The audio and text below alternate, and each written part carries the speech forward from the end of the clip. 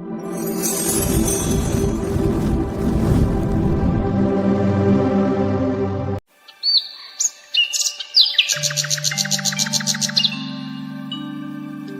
छोटे से गांव का नाम था सूरजपुर। गांव के चारों ओर घना जंगल था। दिन में तो गांव शांत दिखता था, लेकिन रात होते ही अजीब आवाजें सुनाई देती। कभी किसी औरत के रोने की, कभी हंसी की, तो कभी पेड़ों के आपस में बात करने जैसी। इसी गांव में एक गरीब मगर खुशहाल पति पत्नी रहते थे, रमेश और गीता। एक शाम गीता चूल्हे पर रोटी बना रही थी। रमेश बाहर आंगन में लकड़ियां काट रहा था। गीता ने बाहर आके हल्की चिंता भरी आवाज में कहा, रमेश, तुम रोज उस जंगल में जाते हो, तुम्हें डर नहीं लगता? लोग कहते हैं वहां कुछ ठीक नहीं है। डर तो लगता है गीता, लेकिन अगर मैं जंगल नहीं जाऊंगा तो घर का खर्चा कैसे चलेगा? हमारा कोई और सहारा भी तो नहीं। मुझे पैसे की चिंता नहीं है, मुझे तुम्हारी चिंता है। अगर तुम्हें कुछ हो गया तो मैं क्या करूंगी? मुझे कुछ नहीं होगा। जब तक तुम्हारा प्यार मेरे साथ है, मुझे कोई नहीं छू सकता। अगले दिन रमेश कुल्हाड़ी लेके जंगल की ओर निकल पड़ा। दोपहर का समय था, हवा ठंडी थी, पेड़ों की पत्तियां सरसराहट कर रही थी।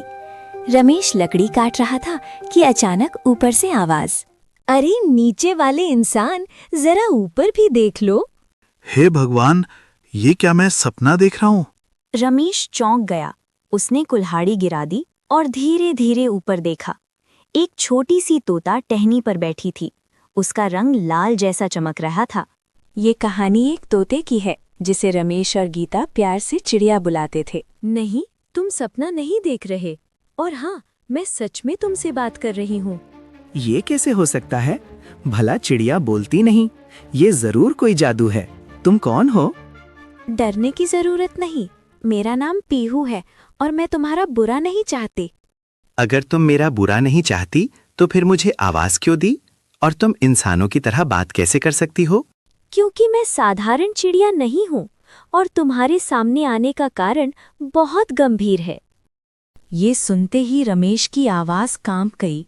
कौन सा कारण? आज रात जंगल में मत आना और अपनी पत्नी को अकेला मत छोड़ना। खतरा बहुत पास है। खतरा? कैसा खतरा? साफ साफ बताओ। तभी एक और लाल चिड़िया उड़कर पास आ बैठी। उसने कहा, मैं हूँ कुंजन, और जो पीहू कह रही है वो बिल्कुल सच है। अब दो दो बोलने वाली चिड़िया, ये सब क्या हो रहा है? तुम लोग चाहती क्या हो?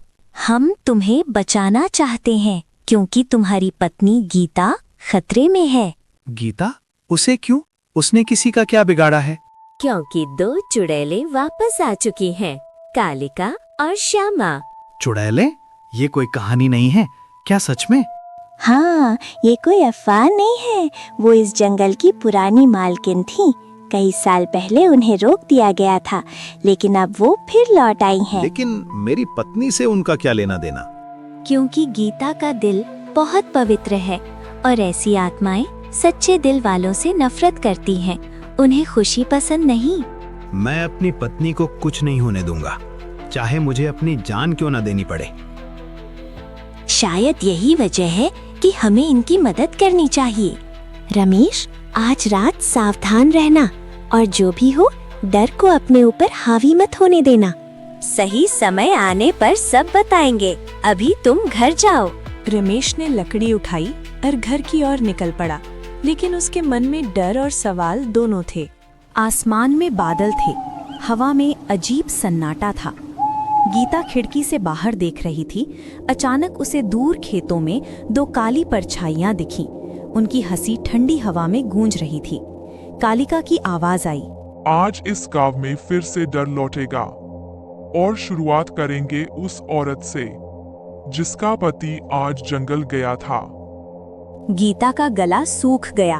उसने खिड़की बंद कर दी। हे भगवान, ये कैसी आवाजें हैं? तभी खिड़की पर आवाज आई। गीता ने डरते हुए पूछा, कौन है? बाहर से मधुर आवाज आई, डरो मत, हम तुम्हारी मदद करने आए हैं। गीता ने खिड़की खोली और वही दो लाल चिड़िया अंदर उड़ाईं। गीता, अब सच जानने का समय आ गया है। क्या सच?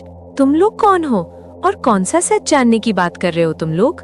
हम वो हैं जिन्हें कभी इन चुड़ैलों ने श्राप दिया था। हम पहले इंसान थे, लेकिन उनकी काली शक्ति ने हमें चिड़िया बना दिया। तो तुम लोग भी पीड़ित हो?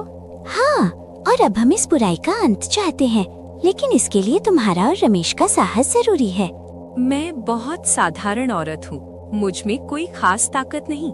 सबसे बड़ी ताकत साधारण लोगों के दिल में ही होती है, बस उसे पहचानना पड़ता है।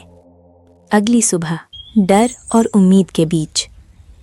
सुबह की हल्की धूप आंगन में फैल रही थी, लेकिन घर के अंदर अभी भी रात का डर बाकी था। गीता चुपचाप बैठी थी, उसकी आंखों में नींद कम और चिंता ज्यादा थी। रमेश ने उसके पास बैठते हुए धीरे से पूछा, गीता, तुम ठीक हो? रात भर तुम सोई भी नहीं। रमेश, जो मैंने देखा वो सपना नहीं था। वो आवाजें, वो हंसी और ये चिड़िया सब सच है। मुझे डर लग रहा है। तभी खिड़की से पीहू और गुंजन अंदर आकर बैठ गईं। डरना स्वाभाविक है गीता, लेकिन डर के आगे हार मान लेना सही नहीं है। तुम लोग साफ साफ बताओ, हमें क्या करना होगा? हम अपनी जान की परवाह नहीं करते, लेकिन हम इस बुराई को खत्म करना चाहते हैं।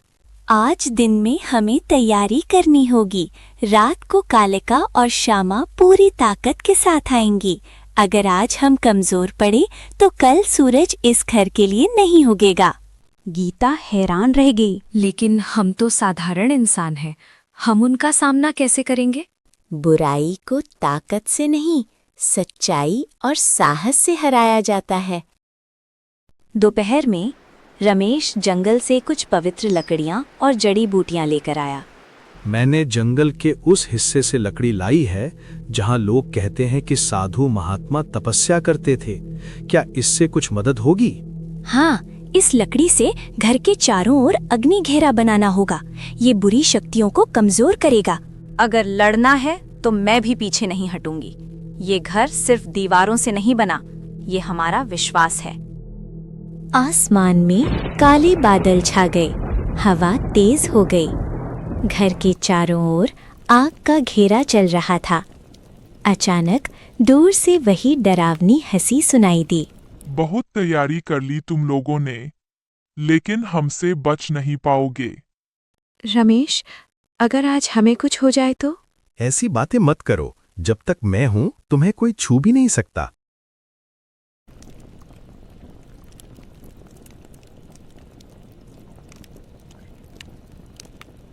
अचानक काले धुएं के बीच दो भयानक आकृतियां सामने आ गईं, कालिका और श्यामा।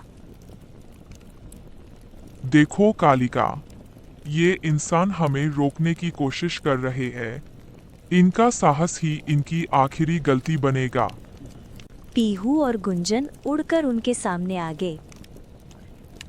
आज हम तुम्हें फिर किसी को श्राप नहीं देने देंगे। तो ये सच में पहली इंसान थी। तो तुम दोनों अभी भी जिंदा हो। हमने तुम्हें चिड़िया बनाकर छोड़ा और अब तुम हमारा सामना करोगी। हाँ गीता, और आज हम अपना अधूरा काम पूरा करेंगे। पीहू ने रमेश से कहा, रमेश, याद रखो, डरना मत।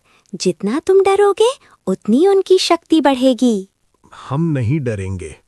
ये घर प्यार से बना है और प्यार से बड़ी कोई ताकत नहीं होती। अगर मेरा दिल सच में पवित्र है तो भगवान हमारी रक्षा करेंगे। अचानक आग का घेरा और तेज जलने लगा। कालिका पीछे हट गई। यह तो बस शुरुआत है। अगली रात आखिरी रात होगी। क्या गीता और रमेश इस डरावनी शक्ति को हरा पाएंगे? क्या पीहू और गुंजन को उनकी मुक्ति मिलेगी? इन सभी सवालों के जवाब मिलेंगे पार्ट 2 में। अगर आपको ये कहानी अच्छी लगी हो तो वीडियो को लाइक और शेयर कर देना, और ऐसे ही दिलचस्प कहानियों के लिए हमारे चैनल को सब्सक्राइब जरूर करना।